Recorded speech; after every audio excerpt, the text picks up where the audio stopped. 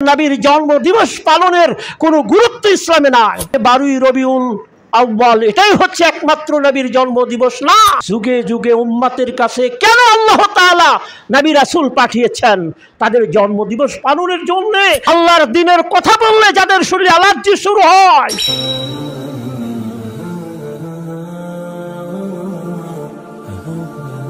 সম্মানিত মুসল্লিবৃন্দ, শুকরিয়া আদায় করি আল্লাহ তাআলার, যার শেষ মেহেরবানিতে সলাতুল জুমা আদায়ের জন্যে আমরা মসজিদে উপস্থিত হতে পেরেছি। আল্লাহ রাব্বুল আলামিন মেহেরবানি করে আমাদেরকে যেই মুহূর্তে মসজিদে কবুল ও মঞ্জুর করেছেন, আমরা শুরুতে সে আল্লাহর শুকরিয়া আদায় করি। সকলে বলি আলহামদুলিল্লাহ। নবী রহমাতুল লিল আলামিনের প্রতি পেশ করি দরুদ ও সালাম। সকলে বলি সাল্লাল্লাহু আলাইহি ওয়াসাল্লাম। সম্মানিত মুসল্লিবৃন্দ, আমি সূরা আলে ইমরান এবং সূরা নাহল থেকে দুটো আয়াতে কারিমা তেলাওয়াত করেছি। এই তেলাওয়াতকৃত আয়াতে কারিমা দ্বয়কে সামনে রেখে আজকের খুতবায় আমি সংক্ষিপ্তভাবে মৌলিক দু একটা কথা বলে খুতবার ইতি টানব ইনশাআল্লাহ। ওমা তাওফিকি ইল্লা আলাইহি তাওয়াক্কালতু ওয়া ইলাইহি উনীব। সম্মানিত মুসল্লিবৃন্দ, আমি আজকের খুতবা একটার মধ্যেই আমার খুতবার পর্ব শেষ করব ইনশাআল্লাহ। তো আমি যে আয়াতে কারিমা দ্বয় তেলাওয়াত করেছি, এই আয়াতে কারিমা দ্বয় আল্লাহ তাআলা নবী এবং রাসূল জাতির কাছে পাঠিয়েছেন। কেন পাঠিয়েছেন? মূলত এই বিষয় নিয়ে দু একটা কথা বলবো। আমরা সবাই অবগত আছি, বর্তমান যে আরবি মাস রবিউল আউয়াল, এই মাসেই আমাদের নবীর আগমন এবং প্রস্থান সংগঠিত হয়েছে। এই রবিউল আউয়ালেই আমার নবী আমাদের মাঝে এসেছেন, আবার এই মাসেই আমাদের মাঝ থেকে বিদায় নিয়েছেন। এই হিসাবে অবশ্যই রবিউল আউয়ালের গুরুত্ব আমাদের কাছে আছে। এই গুরুত্ব, রমজানের এই গুরুত্ব আমরা কিভাবে তুলে ধরব? কারণ এই রবিউল আউয়াল, এই মাসের বিশেষ করে রাসূলের জন্মদিবস নিয়ে আমাদের মাঝে যা কোরআন সুন্নাহ সমর্থন করে না, এই ধরনের বিদআতি অনুষ্ঠান খুব জাঁকজমকের সাথে পালিত হয়ে থাকে নবীর জন্মদিবস উপলক্ষে। আমাদেরকে জেনে রাখা দরকার যে ইসলামে জন্মদিবসের কোনো গুরুত্ব নাই। আমি কোন সালের কোন মাসের কোন তারিখে আমি জন্মগ্রহণ করেছি, ইসলামে এর কোনো মূল্য নাই। আমার আপনার মূল্য নির্ধারিত হবে আমার জীবনের কর্মকাণ্ডের ওপর। নবী রবিউল আউয়ালে আগমন করেছেন, তো যেই দিনে তিনি দুনিয়াতে এসেছেন তার জন্মদিবসটা আমরা পালন করব। ইসলামের কোনো গুরুত্ব নাই।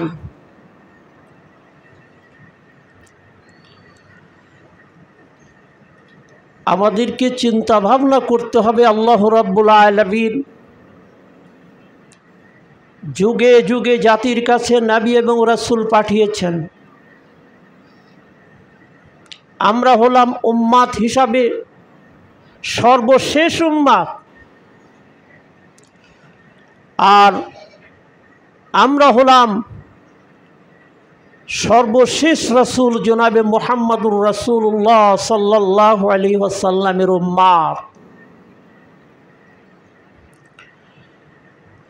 কোন দিনে নবী এসেছেন সেটার কোনো প্রয়োজন আমাদের নাই। যেই দিনই আসুক না কেন আমাদেরকে দেখতে হবে, বুঝতে হবে, জানতে হবে যে আল্লাহ তাআলা আমাদের নবীকে কেন আমাদেরকে পাঠিয়েছেন, কি দিয়ে পাঠিয়েছেন,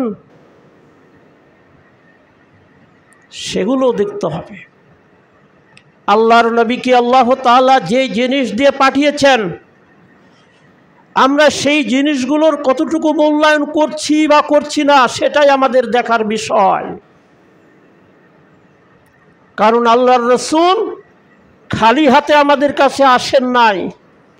আল্লাহ রাব্বুল আলামিন আমাদের নবীকে আমাদের কাছে খালি হাতে পাঠান নাই। আল্লাহ তাআলা আমাদের নবীকে আমাদের কাছে পাঠিয়েছেন, তার সাথে কিছু আল্লাহ দিয়েছেন। কি দিয়েছেন? কোরআনুল কারীমের কয়েকটা জায়গায় আল্লাহ পরিষ্কার করে বলে দিয়েছেন, হুয়াল্লাযী আরসালা রাসূলাহু বিল হুদা ওয়া দীনিল হক। এটা আল্লাহর ঘোষণা, আমার বা আপনার এটা কথা না, স্বয়ং আল্লাহর কথা। আল্লাহ বলেন, আমি আল্লাহ সেই সত্তা যেই সত্তা তার রাসূলকে পাঠিয়েছি, প্রেরণ করেছি বিল হুদা ওয়া দীনিল হক।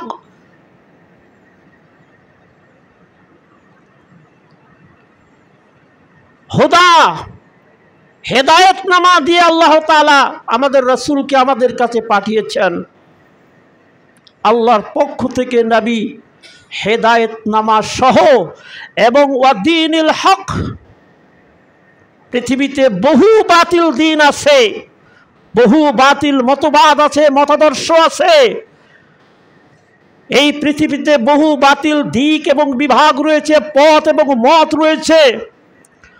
সমস্ত বাতিল যে মতবাদ আছে, মতাদর্শ আছে, যে পথ আছে, যে মত আছে, সেই সকল বাতিল মত এবং পথকে, সেই সকল বাতিল মতাদর্শকে, মতবাদকে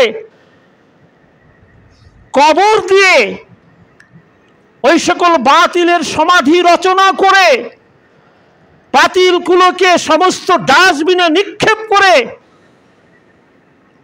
যেটা দ্বীনে হক, সেই দ্বীনে হককে বিজয় করার জন্য, প্রতিষ্ঠিত করার জন্য আল্লাহ রাব্বুল আলামিন লিইয়ুযহিরাহু আলাদ দ্বীনি কুল্লি, যত বাতিল দিন আছে সমস্ত বাতিল দিনকে পরাজিত করে, পরাভূত করে, সমস্ত বাতিল মতবাদকে ডাস্টবিনে নিক্ষেপ করে দ্বীনে হককে সুপ্রতিষ্ঠিত করার জন্যে, সমুন্নত করার জন্যে আল্লাহ বলছেন আমি রাসূল পাঠিয়েছি।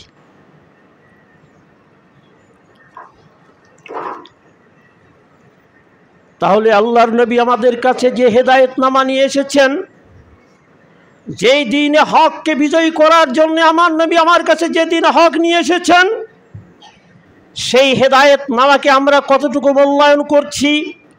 সেই দ্বীনে হককে সুপ্রতিষ্ঠিত করার জন্যে আমরা মুসলিম হিসাবে, নবীর উম্মাত হিসাবে আমরা কে কতটুকু কাজ করছি, ভূমিকা রাখছি, এটাই হচ্ছে আমাদের সবচেয়ে বড় বিষয়।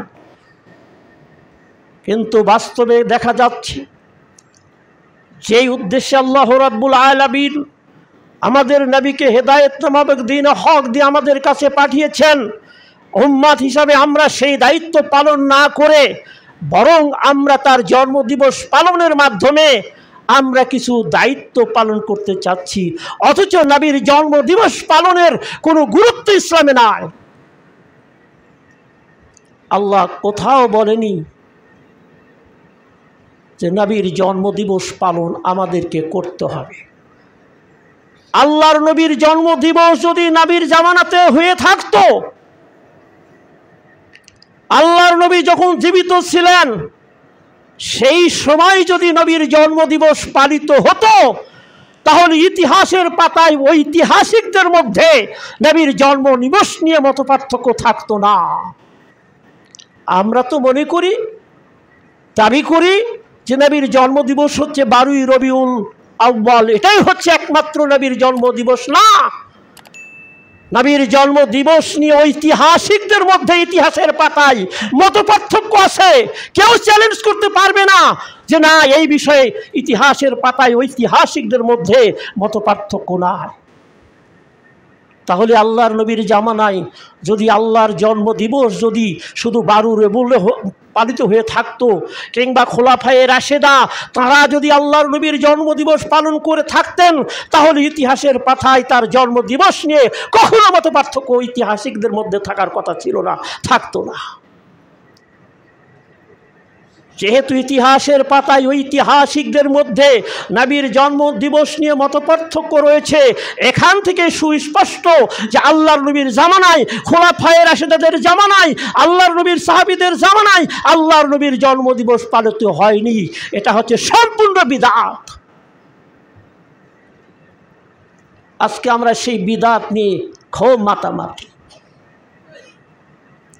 সম্মানিত, আল্লাহর নবীর জন্ম নিয়ে আমরা আলোচনা করব, তার সিরাত নিয়ে আলোচনা করব, সেখান থেকে শিক্ষা গ্রহণ করার জন্য। আল্লাহর নবীকে আল্লাহ কেন আমাদের কাছে পাঠিয়েছেন, বহু কথা আছে, সময় স্বল্পতার কারণে বলা সম্ভব হবে না। একটা কথা বলছি, সূরা নহল খুলবেন, 36 নম্বর আয়াত। সূরা নহলের 36 নম্বর আয়াত খুলবেন। ওখানে আল্লাহ পরিষ্কার করে বলে দিয়েছে, যুগে যুগে উম্মতের কাছে কেন আল্লাহ তাআলা নবী রাসূল পাঠিয়েছেন, তাদের জন্মদিবস পালনের জন্য না অন্য কিছুর জন্য, আল্লাহ পরিষ্কার করে বলে দিয়েছেন। কি বলেন? ওয়ালাকাদ বাআসনা ফি কুল্লি উম্মাতির রাসূলা আন ইবুদুল্লাহ ওয়াজতানিবুত তাগুত। এগুলো তো আল্লাহর কথা, এগুলো আল্লাহর কথা। আমরা নবীর জন্মদিবস পালন করবে এই জন্য কি আল্লাহর রাসূলকে আমাদের কাছে পাঠিয়েছেন, না অন্য কোনো উদ্দেশ্যে? আল্লাহ তো পরিষ্কার করে বলে দিয়েছেন। কি বলেছেন? ওয়ালাকাদ বাআসনা ফি কুল্লি উম্মাতিন রাসূলা। আল্লাহ বলেন, ও দুনিয়ার মানুষের, ও দুনিয়ার মুমিনেরা, উম্মতে মুহাম্মাদিরা, তোমরা শোনো গো, আমি আল্লাহ প্রত্যেক উম্মতের কাছে, শুধু তোমাদের কাছে আমি নবী রাসূল পাঠিয়েছি তাই না, তোমাদের পূর্বে যত উম্মত গত হয়েছে প্রত্যেক উম্মতের কাছে আমি রাসূল পাঠিয়েছি। কেন পাঠিয়েছি? আল্লাহ বলেন, আন ইবুদুল্লাহ ওয়াজতানিবুত তাগুত।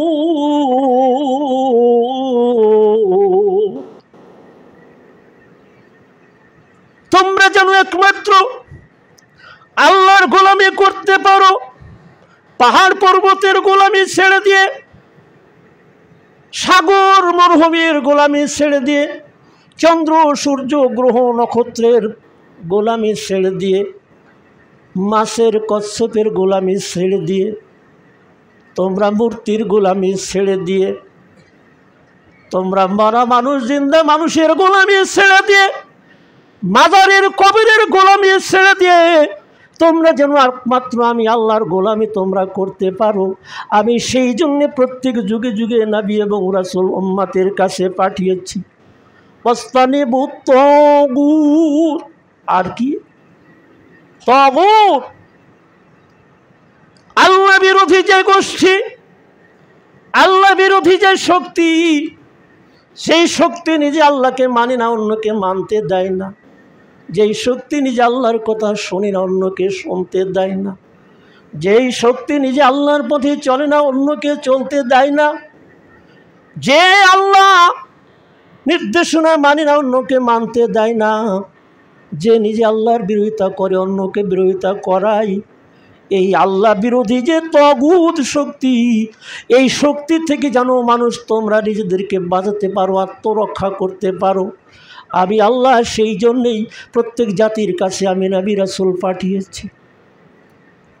তাহলে রাসূল আল্লাহ আমাদের কাছে পাঠিয়েছেন কেন?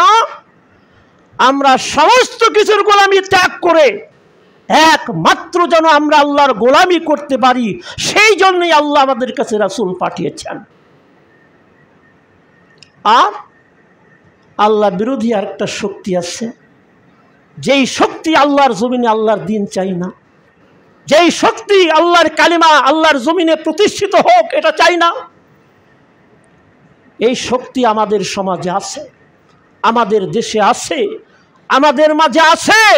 আল্লাহর দিনের কথা বললে যাদের শরীরে অ্যালার্জি শুরু হয়, কালিমাতুল্লাহিয়াল উলিয়া, আল্লাহর জমিনে চলবে একমাত্র আল্লাহর বাণী, এই আল্লাহর বাণী সমুন্নত করার কথা বললে যাদের মেজাজটা খারাপ হয়, সেই তগুতি শক্তি আজকে আমাদের সমাজে আছে, আমাদের দেশে আছে, সব জায়গায় বিরাজমান।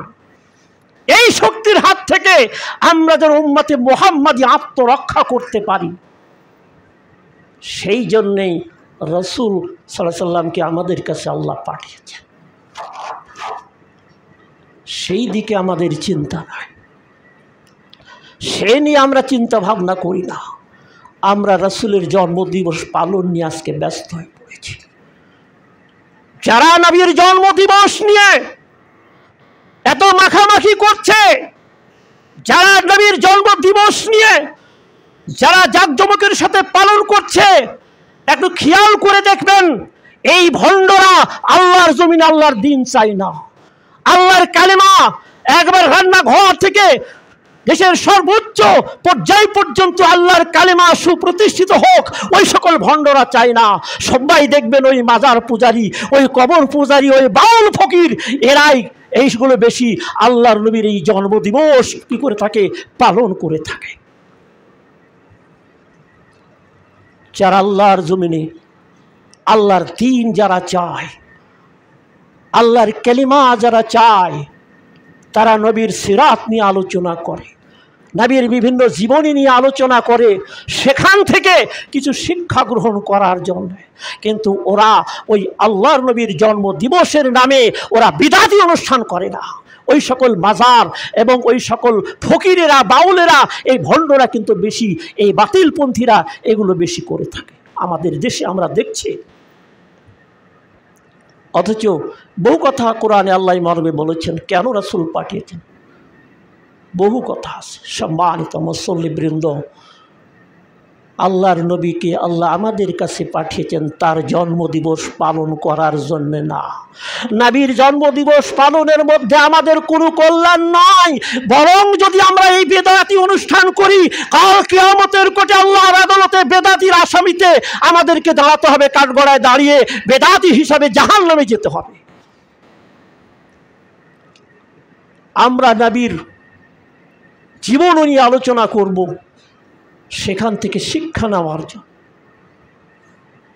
আমরা ওই ঘটা করে কিছু আনুষ্ঠান থেকে আমরা নবীর সুন্নাতকে কবর দিব, আমরা নবীর সুন্নাতকে আমরা কবর দিয়ে সেই কবর, সেই নবীর সুন্নাতের কবরের উপর বিদআতের অট্টালিকা বানিয়ে আমরা দাবি করব আমরা নবীর উম্মত, আমরা খাঁটি ঈমানদার। তাই জন্মদিবস পালন করে আমরা প্রমাণ করব যে আমরা হলাম নবীর মহব্বতের উম্মত। এটা ভণ্ডামি ছাড়া কিছুই না। যারা নবীর সুন্নাতকে কবর দিয়ে, যারা নবীর সুন্নাতের উপর যারা বিদআতের অট্টালিকা বানায়, তারা কোনোদিন নবী প্রেমিক হতে পারে না। সম্মানিত মুসল্লিবৃন্দ, বহু কথা আছে, তো যাই হোক, নবী এবং রাসূলকে আল্লাহ পাঠিয়েছেন, সার কথা হচ্ছে খালি হাতে পাঠান নাই, বিল হুদা ওয়া দীনিল হক, এই গুরুত্বপূর্ণ দুটো জিনিস দিয়ে রাসূলকে আমাদের কাছে পাঠিয়েছেন। তার উম্মত হিসাবে ওই দুটো জিনিসকে আমাদেরকে শক্ত শক্ত করে ধারণ করতে হবে, আমাদেরকে গ্রহণ করতে হবে।